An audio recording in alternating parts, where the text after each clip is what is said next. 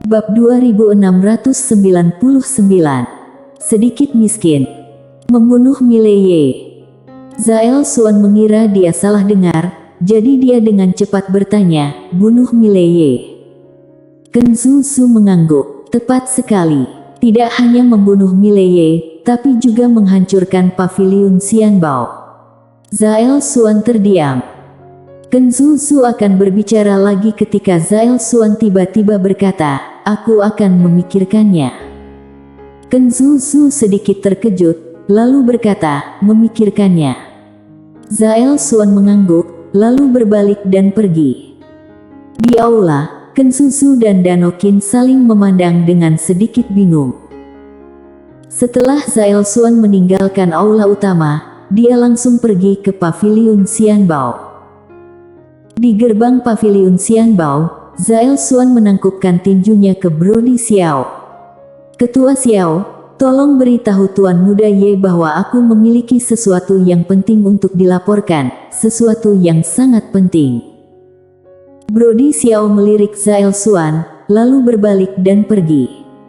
Sesaat kemudian, Brody Xiao melanjutkan di depan Zael Xuan. Masuklah. Brody Xiao dengan cepat berkata, terima kasih. Selesai bicara, dia menghilang di tempat. Di antara langit berbintang, Zael Xuan datang ke Mileye, dan dia membungkuk dalam-dalam kepada Mileye. Tuan Muda Ye, aku ingin melapor. Mileye menatap Zael Xuan dengan sedikit terkejut. Melapor. Zael Xuan mengangguk, dan buru-buru menceritakan kisah klan Qin dan klan Zhu yang datang mencarinya. Setelah pembicaraan selesai, Zael Xuan dengan hati-hati menatap Mileye, dan saat itu dia juga merasa gelisah. Mileye terdiam sesaat, lalu menatap Zael Xuan. Kenapa kamu tidak menyetujui mereka? Raut muka Zael Xuan berubah drastis, dan dia buru-buru memberi hormat. Tidak berani, aku tidak berani. Mileye tersenyum dan berkata, kamu tidak perlu panik, sebenarnya kamu bisa menyetujui mereka. Zael Xuan terkejut, lalu ragu-ragu berkata, Tuan Muda Ye ingin aku menjadi mata-mata. Mileye mengangguk. Zael Xuan segera berkata, mengerti. Saat dia berbicara, dia mundur dengan tenang. Mileye berkata pelan, klan Qin dan klan Zhu. Pada saat ini, dua lelaki tua diam-diam muncul di lokasi. Kedua lelaki tua itu memberi sedikit hormat kepada Mileye, lalu diam-diam menghilang. Penjaga Dewa Dongchang. Kedua orang ini bersembunyi dalam kegelapan, melindungi keselamatannya setiap saat. Saat ini, kota Xianbao sudah dalam keadaan siaga tinggi, dan Master Paviliun Xianbao telah bergegas kembali. Brody Xiao dan Gozal masih khawatir, karena lawan berani menargetkan Mileye dan Paviliun Xianbao. Mereka pasti sangat kuat, jadi mereka harus berhati-hati. Di tengah langit berbintang, Mileye tiba-tiba bangkit, lalu berjalan keluar. Di luar, Brody Xiao dan Gozal sedang berjaga. Mileye melirik keduanya, lalu tersenyum dan berkata, bersiaplah, ayo pergi ke klan Qin. Gozal dan Brody Xiao membeku. Saat ini, Mileye sudah berjalan menuju kejauhan. Gozal ragu-ragu, lalu berkata, Tuan Muda Ye, kita harus menunggu di sini sampai ketua paviliun tiba. Menurutnya, situasi saat ini harus menunggu Quincy datang untuk menghadapinya, karena dia tidak tahu kekuatan apa yang menargetkan paviliun Xianbao dan Mileye. Mileye menoleh ke arah Gozal, tersenyum dan berkata, aku tidak suka pasif, aku lebih suka proaktif. Gozal ragu-ragu untuk berbicara. Mileye tersenyum dan berkata, kenapa aku merasa kalian sepertinya tidak mendengarkan Quincy? Apakah Quincy terlalu baik? Mendengar kata itu, ekspresi Gozal berubah seketika, dan dia dengan cepat memberi hormat. Tuan Muda Ye jangan marah, hamba sudah tahu salah. Dia secara alami mengerti apa yang dimaksud Mileye. Sebelum Quincy pergi, dia mengatakan bahwa semuanya harus mendengarkan kata-kata Mileye. Mileye tersenyum dan berkata, "Tenang saja, aku hanya bicara. Sekarang, panggil semua alam dewa kuno agung dan ikuti aku." Selesai bicara, dia berbalik dan menghilang ke langit. Gozal tidak ragu lagi, dan langsung menghilang ke ujung langit dengan semua master alam dewa kuno agung yang bersembunyi dalam kegelapan. Klan Qin. Klan Qin menciptakan dunianya sendiri, bernama Dunia Qin. Di antara alam semesta yang ada, klan Qin ini dapat dianggap sebagai keluarga besar, karena mereka memiliki master alam dewa kuno agung. Mileye dan Gozal baru saja tiba di klan Qin, ketika puluhan aura kuat menyerang. Alam dewa kuno. Mileye melambaikan tangan kanannya dengan ringan, dan sepotong cahaya pedang terbang keluar, menyapu langit dalam sekejap. Pada saat ini, seluruh langit musnah oleh pedang ini. Ces. Lusinan aura langsung dimusnahkan, dan pada saat yang sama, puluhan jeritan tiba-tiba bergema di langit yang jauh, dan kemudian puluhan kepala berdarah perlahan jatuh dari langit, sangat berdarah. Melihat adegan ini, Gozal menatap Mileye dalam-dalam dan terkejut di dalam hatinya. Kekuatan Mileye sedikit di luar dugaannya. Pada saat ini, Dano Qin, ketua klan Qin tiba-tiba muncul di hadapan Mileye dan yang lainnya. Dano Qin memandang Mileye dan hendak berbicara ketika sebuah pedang tiba-tiba muncul di depannya. Bola mata Dano Qin tiba-tiba menyusut, dia meraung, dan memblokirnya dengan tangannya. Boom! Dano Qin terhempas, dan saat ini, pedang lain tiba. Dano Qin ketakutan, tangan kanannya tiba-tiba mengepal, dan kemudian dia membantingnya. Boom! Sebuah kekuatan yang menakutkan tiba-tiba meletus seperti gunung berapi yang telah terakumulasi selama ribuan tahun, dan ruang waktu di sekitarnya langsung terdistorsi pada saat ini. Boom! Cahaya pedang hancur, dan Dano Qin kembali terhempas. Namun, pedang lain tiba. Satu demi satu pedang terus-menerus menebas. Melihat pedang ini, bola mata Dano Qin langsung menyusut. Boom! Saat sepotong cahaya pedang meletus, Dano Qin mundur ribuan kaki jauhnya, dan begitu dia berhenti, tubuh fisiknya terbelah, dan darah mengucur. Namun, saat ini, pedang lain sudah tiba. Dano Qin meraung tiba-tiba, melebarkan telapak tangannya, dan perisai emas raksasa berdiri di depannya. Boom! Dano Qin terbang ribuan kaki jauhnya dengan perisai. Dano Qin baru saja berhenti, dia dengan cepat berkata, "Ada yang ingin aku katakan, aku." Ces. Seberkas cahaya pedang tiba-tiba menembus ruang waktu di depannya, dan memotong tepat di wajahnya. Bola mata Dano Qin tiba-tiba menyusut, dan dia menggunakan perisainya untuk memblokir di depannya lagi. Boom! Perisai hancur, dan Dano Qin terpental lagi. Kali ini, saat dia terpental, tubuh fisiknya benar-benar hancur. Dan ketika tubuh fisik hancur, pedang itu tiba-tiba menembus alisnya dan memakukannya di tempatnya. Lokasi itu hening.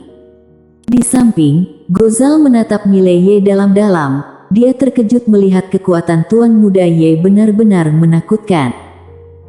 Di kejauhan, Dano Qin berkata dengan gemetar, "Kamu." Sebelum sempat bicara, sebilah pedang tiba-tiba ditancapkan ke tenggorokannya, menyebabkan suaranya berhenti mendadak. Mileye menatap Dano Qin dan menggelengkan kepalanya. "Aku tidak suka mendengarkan omong kosongmu."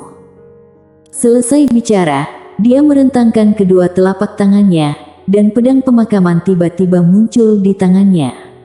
Detik berikutnya, pedang pemakaman gemetar hebat, dan cahaya darah muncul. Dalam sekejap, energi jahat dan jiwa pembunuhan mengalir. Semua orang di lokasi menjadi pucat. Dano Qin menatap Mileye, matanya penuh ketakutan, dia ingin berbicara, tetapi tidak bisa berkata apa-apa. Saat ini, Mileye melambaikan lengan bajunya. Pedang pemakaman menyapu dari langit dengan energi darah, dan saat berikutnya, pedang pemakaman langsung terjun masuk ke dalam klan Qin. Boom! Lautan darah tiba-tiba meletus dari bawah klan Qin, dan dalam sekejap, jeritan yang tak terhitung jumlahnya bergema. Melihat pemandangan ini, wajah Gozal dan yang lainnya langsung berubah. Tuan muda Ye ini akan memusnahkan seluruh keluarga. Di sampingnya, mata Danokin terbuka lebar, dan tubuhnya bergetar hebat. Segera, seluruh dunia Qin mulai berantakan. Tidak hanya menghancurkan klan, tetapi juga menghancurkan dunia. Dan di bawah, pedang pemakaman itu dengan gila-gilaan menyerap energi darah itu. Sesaat kemudian, Mileye melihat ke arah Danokin. Dia merentangkan telapak tangannya, dan pedang pemakaman pun muncul di tangannya. Pada saat ini, pedang pemakaman berlumuran darah, dan warnanya merah menakutkan.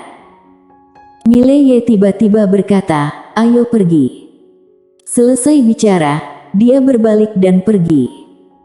Gozal tiba-tiba berkata, "Tuan muda Ye, Danokin ini, apa kamu tidak akan membunuhnya?" Mileye berhenti. Dia berbalik dan menatap Danokin, tersenyum dan berkata, "Apakah kamu tahu mengapa aku tidak membunuhmu?" Danokin memandang Mileye dengan kebencian, tetapi hatinya lega. Selama dia tidak mati, dia masih punya kesempatan. Mileye tersenyum dan berkata, "Aku bercanda." Selesai bicara, pedang melintas langsung di antara alis Danokin. Mileye berbalik dan pergi. Di belakangnya, jiwa Danokin menghilang sedikit demi sedikit. Mileye tidak langsung menghapusnya, tetapi membiarkannya mati perlahan. Biarkan dia mengalami perasaan datangnya kematian.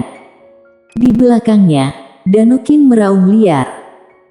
Saat ini, cahaya putih tiba-tiba menyelimuti Danokin, dan saat berikutnya, Danokin, yang jiwanya akan menghilang, secara paksa diselamatkan oleh cahaya putih ini.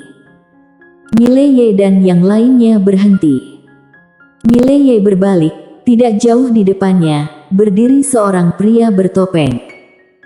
Tuan muda ke-9. Dan di belakang Tuan muda ke-9 ini, ada 12 master alam dewa kuno agung. Melihat adegan ini, ekspresi Gozal berubah drastis. Tuan muda ke-9 memandang Mileye, tersenyum dan berkata, "Tuan muda Ye, sangat buruk menghancurkan seluruh keluarga seperti itu. Kamu tahu, kalau kamu membunuh terlalu banyak, itu akan berbalik." Mileye tersenyum dan berkata, "Apakah kamu yang ada di belakang mereka?" Tuan muda ke-9 mengangguk, "Iya." Mileye memandangi Tuan muda ke-9 dan menggelengkan kepalanya. "Jelek. Semua orang." Di samping, Danokin itu tiba-tiba meraung, "Mileye, kamu memusnahkan klan Qin, aku." Tuan muda ke-9 tiba-tiba tersenyum dan berkata, "Ketua klan Danokin, jangan marah. Kalau dia memusnahkan klan Qin, kamu bisa memusnahkan klannya juga." Mileye memandang Tuan muda ke-9, tersenyum dan berkata, "Memusnahkan klanku." Tuan muda ke-9 tersenyum dan berkata, "Bagaimana, apakah sulit?" Mileye berpikir sejenak, lalu berkata, "Kalau kamu ingin membunuhku sendirian, menurutku masih ada peluang, tetapi kalau kamu ingin membunuh klanku, mungkin agak sulit." Tuan muda ke-9 tersenyum kecil. "Sulit, haha. Tuan muda Ye, aku dapat memberitahu kamu bahwa tidak akan ada kesulitan." Mileye segera mengacungkan jempol dan dengan serius berkata, "Aku menghormatimu karena kamu bersikap seperti layaknya seorang pria."